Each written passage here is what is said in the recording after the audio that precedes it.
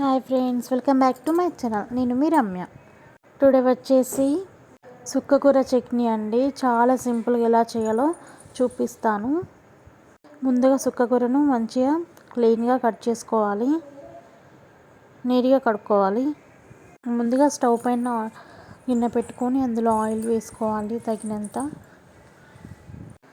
అందులో ఒక 10 గల్ల ఎండుమిర్చి వేసి ఫ్రై చేసుకోవాలి. అవి మంచిగా ఫ్రై అయ్యాక తీసి పక్కన పెట్టుకోవాలి.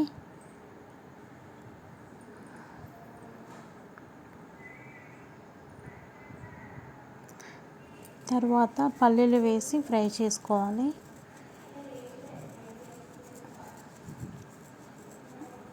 ఆ పల్లీలు కూడా మంచిగా ఫ్రై అయ్యాక తీసి పక్కన పెట్టుకోవాలి. పల్లీలు మంచిగా ఫ్రై అయితేనే టేస్ట్గా ఉంటుంది. చూడండి ఫ్రెండ్స్, ఈ విధంగా ఫ్రై చేసుకోండి. తీసేయండి.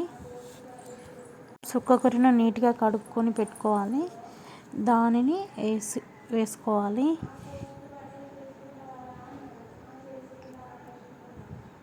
మొత్తం వేసి కలుపుకోవాలి.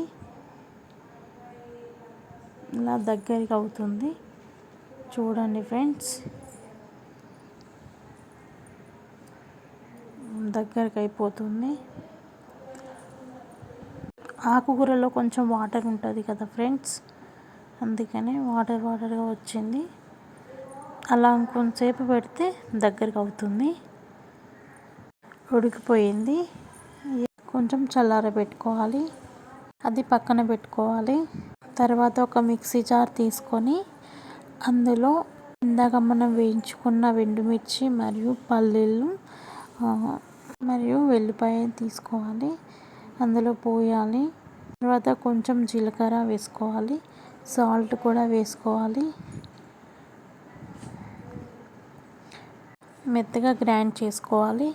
గ్రైండ్ అయ్యాక ఇందాక మనం ఉడకబెట్టుకున్న సుక్కకూరను కూడా వేసి గ్రైండ్ చేసుకోవాలి. మొత్తం గ్రైండ్ అయ్యాక స్టవ్ పైన ఒక గిన్నె పెట్టుకొని అందులో కొంచెం ఆయిల్ పోసుకొని పోపు దినుసులు వేసుకొని ఫ్రై చేసుకోవాలి. చూడండి ఫ్రెండ్స్, ఈ విధంగా ఫ్రై చేసుకోండి. అవి ఫ్రై అయ్యాక అందులో కొంచెం కరివేపాకు మరియు కొత్తిమీర వేసుకొని అవి కూడా కొంచెం ఫ్రై అవ్వాలి. ఇలా ఫ్రై అయ్యాక అందులో పసుపు వేసుకోవాలి.